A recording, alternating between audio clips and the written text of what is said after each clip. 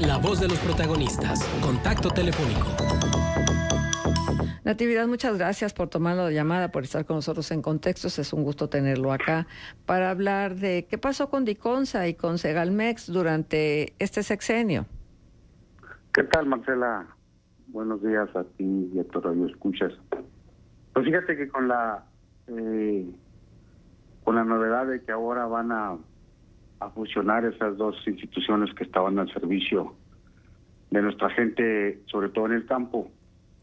Y bueno, la verdad es que en todo este sexenio hubo una ausencia total de la operación de estas dos dependencias que a nosotros nos eran de gran utilidad en las tiendas rurales y en el acopio de la leche. Y hemos visto con tristeza, pues, que en lugar de mejorar, como se dijo, fue un gran fraude el que se tuvo en esa institución y que con la mano en la cintura simplemente dicen que no funcionó y que por eso ahora lo van a fusionar. La verdad es que esas grandes fallas a nosotros nos perjudican, porque en lugar de que la canasta básica esté más barata en los ejidos y comunidades rurales, no era así. Llegábamos nosotros a comprar un artículo y te lo daban al mismo valor que en cualquier otra tienda. Los productos de la canasta básica, sobre todo en este caso el frijol y el maíz, se encarecieron demasiado. Y mi teoría es cuando nosotros caminamos por Zacatecas, Chihuahua, Durango, miramos los campos llenos de frijol, que son los estados productores y los que llenaban los almacenes para poder distribuir y ser en cierta forma autosuficientes en nuestro país. Y ahora resulta que el kilo de frijol se ha incrementado y el kilo de maíz, y las gentes muchas veces no saben por qué. Los productores sembraron en el 20 y no llovió, sembraron el 21 y tampoco llovió, pero ellos antes tenían un seguro que les daban para recuperarle la semilla y el fertilizante de lo que habían gastado en esa siembra, porque es de temporal. Y como desaparecieron los seguros, pues, lo descapitalizaron esos 2 años. Llegó un momento en los productores dijeron: no tenemos para semilla ni fertilizante, y ya no produjeron frijol. Tú caminas por esos campos cuando vas por esas carreteras y ya no están los campos sembrados como antes. ¿Por qué?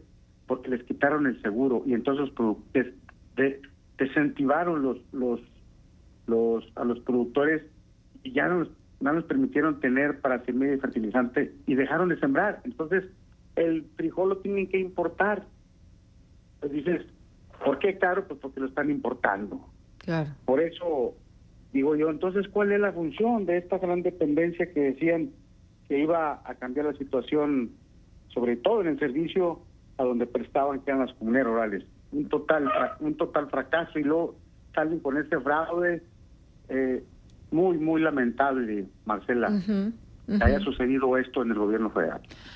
Natividad, ciertamente que hoy de hecho es nota, y qué bueno que podemos estar en la conversación al respecto, de cómo el frijol está dejando de ser un básico originario de México, y cómo es que este año se va a tener que importar una cifra récord de más de 400,000 toneladas de frijol, que principalmente vienen de Estados Unidos, Brasil, Argentina, y algunos volúmenes, se dice poquitos, de China. Entonces, imagínese el auditorio, lo que significa que el frijol, que es un básico de nuestra alimentación, pues tenga que venir desde China. O sea, ¿cuánto incrementa el precio ese traslado de este producto que es básico? Pues un montón, ¿no? En todos sentidos. Ahora sí, la sequía, que es la justificación para que no seamos autosuficientes en el renglón alimentario. Pero, por otra parte, ¿dónde está el manejo del agua? Fíjese que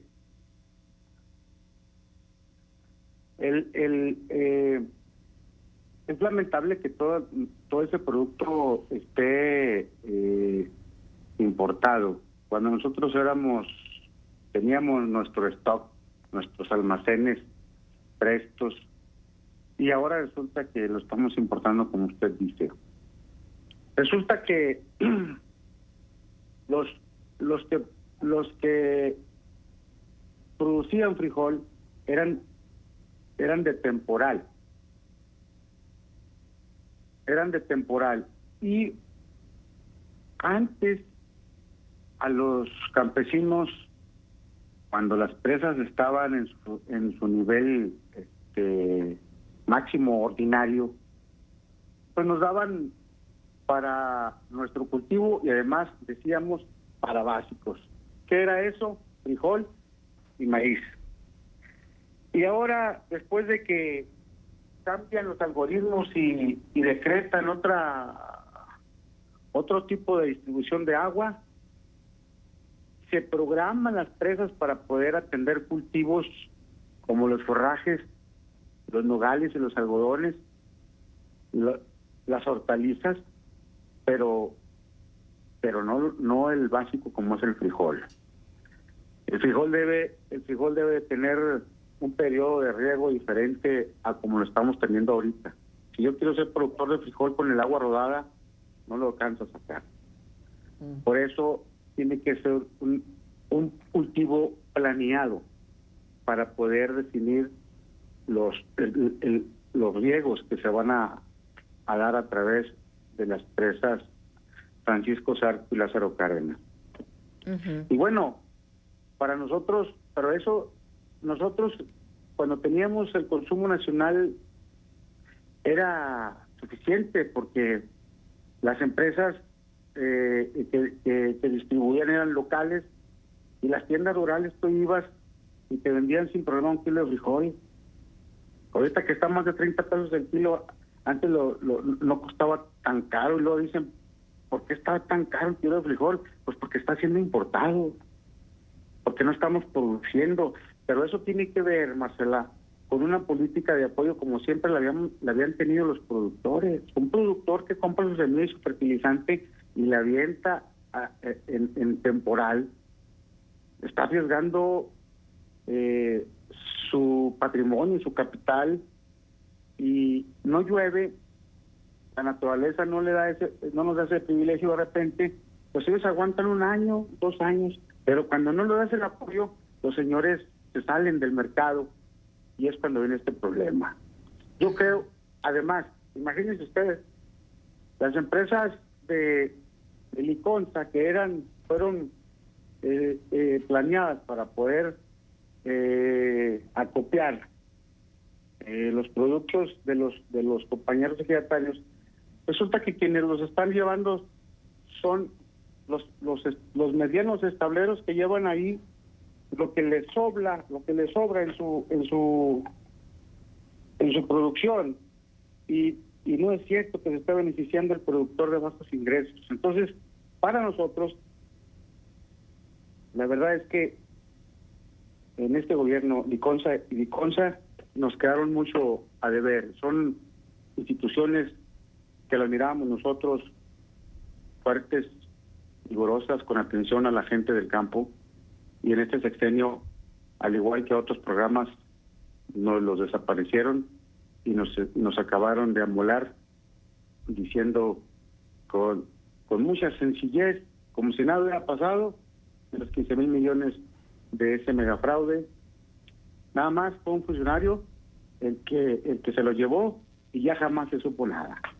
Es una tristeza para el campo y para los campesinos tener ese tipo de instituciones y de gobernantes que no nos ayudan para nada. Claro, porque este fraude además equivaldría a 1 año del presupuesto que manejaba Segalmex, que Segalmex fue el resultado de la unificación de Liconza y Liconza, que finalmente, desde la experiencia de los propios productores sociales, no necesariamente vino a resolver las situaciones que ellos tenían y que siguen teniendo en el campo. Vamos a ver ahora, con estas decisiones de la doctora Claudia Sheinbaum, rumbo a su sexenio, pues si hay alguna expectativa. Por cierto, ¿qué expectativa tienen ustedes respecto a lo que haga la doctora Claudia Sheinbaum?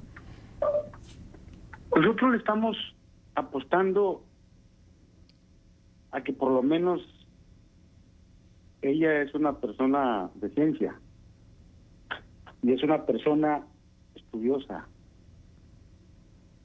y es un perfil en ese ámbito diferente al del presidente López Obrador. Y ¿por qué no queremos darle el beneficio de la duda? Porque acaba de nombrar a va a poner a un secretario que nos da una expectativa que cuando nombró a Víctor Villalobos, que eran hombres de letra, hombres científicos de la materia. Pero bueno, don Víctor nos quedó de ver también mucho porque jamás nos atendió a nosotros como se dijo nos iban a atender. Esperemos, usted recordará cuando vino por primera ocasión el presidente al Teatro Nazas, y le abordamos nosotros un grupo de campesinos que tenemos un problema con el algodón, que es un cultivo muy tradicional y que genera mucho empleo aquí en la laguna. Y nos dijo esa vez que a los campesinos nos iba a dar, a los algodoneros nos iba a dar 2 apoyos por año. Así nos lo dijo en la entrevista que tuvimos con él. Y a la fecha no nos dio ni uno en todos los 6 años. Y luego abordamos a Víctor Villalobos en Saltillo y también nos dijo que iba a haber y no hubo nada. Este nuevo tiene buenas cartas. Ya abordamos algún tema con ellos porque tenemos pendiente una gestión con los algodoneros de 13 millones de pesos y que nos los iban a dar antes de que entrara el gobierno. Ahora resulta que nos lo van a dar después de que entre la nueva presidenta. Y bueno, queremos nosotros darle el beneficio de la duda, ojalá por el bien de México y sobre todo del campo, que ella reivindique este gobierno para poder voltear hacia nosotros. Sembrando Vidas solamente está del centro sur para allá, para acá no tenemos nosotros nada, y tenemos candelilleros que pueden reforestar su sierra para poder seguir produciendo. Son los que más los que más fregados están, y Sembrando Vida no llega para nosotros. El fertilizante lo están distribuyendo con gente que presenta certificados de zonas serranas. Tal parece que están haciendo una distribución del recurso más con un tinte político que de beneficio. Y yo creo que la doctora, en su metodología que ellos utilizan como científicos, debe de evaluar y saber qué fue lo que nos hizo bien y por qué nosotros estamos en constante protesta, porque hacen un gesto como que quieren reivindicar el tema de la financiera rural.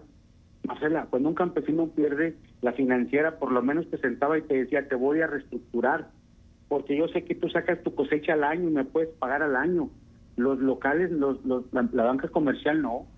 Ellos te dicen, perdiste y lo que pusiste de garantía, dámelo, porque en eso está el contrato. No se prestan a negociar. Entonces, creo que por ahí puede haber algo, un reducto de conciencia para poder voltear a ver otra vez al campo. Uh-huh. Y a propósito de Sembrando Vida, se ha dicho que la presidenta electa habla sobre esta necesidad como de vincular el programa Sembrando Vida con los productores, sobre todo de productos como café, frijol, cacao, miel, y entonces pues empezar a abrir canales de comercialización. Los canales de comercialización siguen siendo un problema, independientemente de que pues si no hay producción no se puede comercializar, y en este caso pues las sequías han acabado con muchos de los cultivos, pero bueno, vamos a suponer que fuera un buen año y entonces usted tuviera una buena cosecha. ¿sigue siendo la comercialización el gran reto? Desgraciadamente, sí, los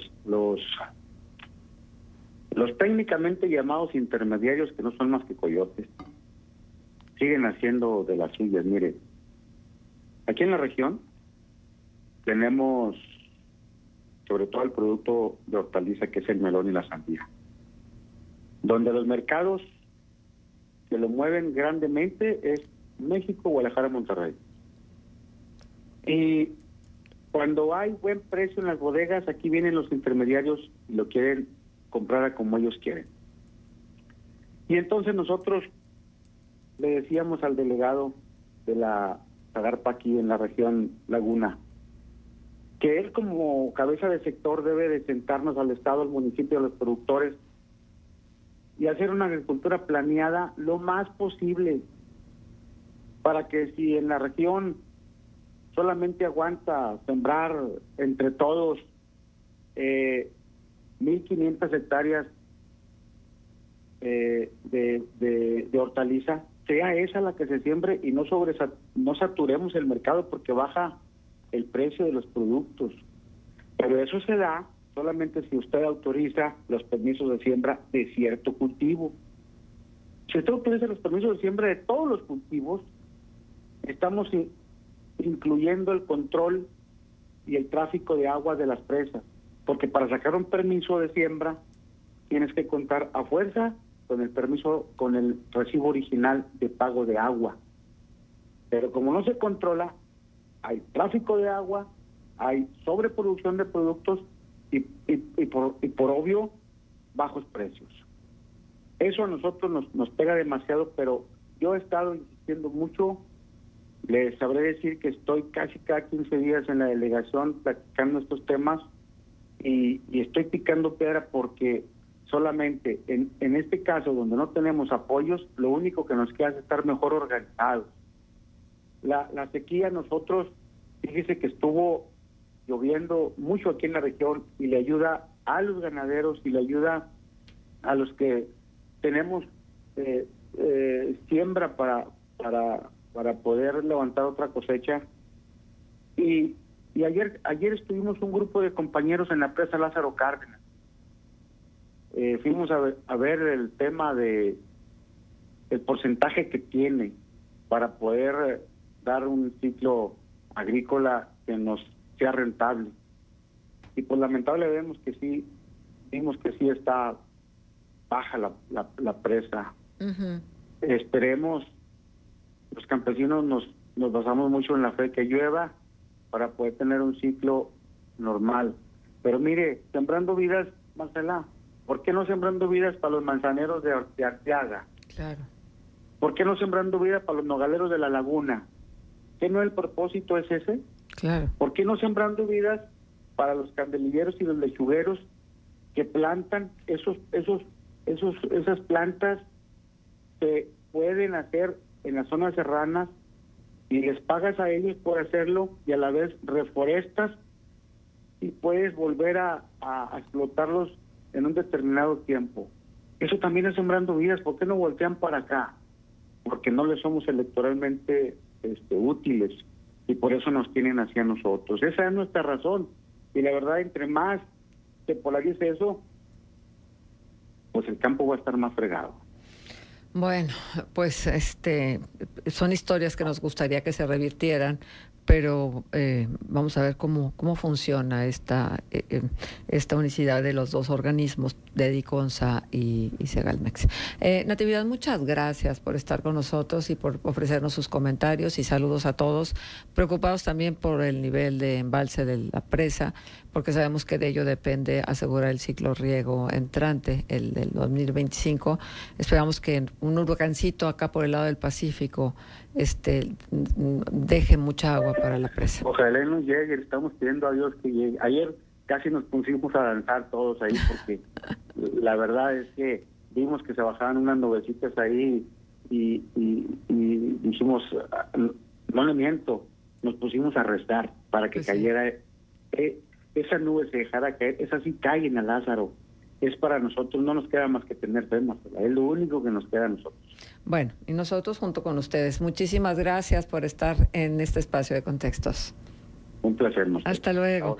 Natividad Navarro, presidente de la Confederación Nacional Campesina, estuvo con nosotros. Pues así las cosas.